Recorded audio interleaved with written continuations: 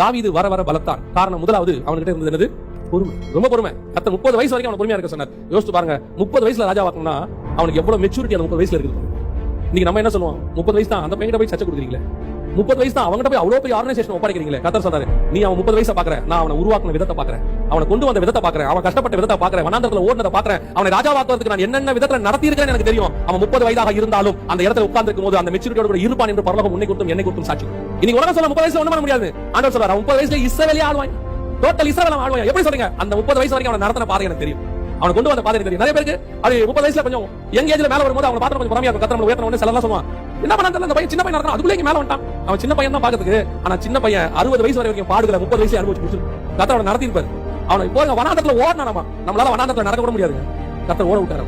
உன்னை ஓட விட்டது காரணம் என்ன தெரியுமா? இந்த ராஜாவை உட்கார வைக்க போறேன், அது பெரிய போஸ்டிங். அந்த போஸ்டிங்க்கு தேவையான மெச்சூரிட்டி வேணும்னா இந்த பாடுகள் மத்தியில் நீ கடந்து போய்தான் ஆகணும். அந்த பாடுகள் உன்னை உருவாக்கிச்சு.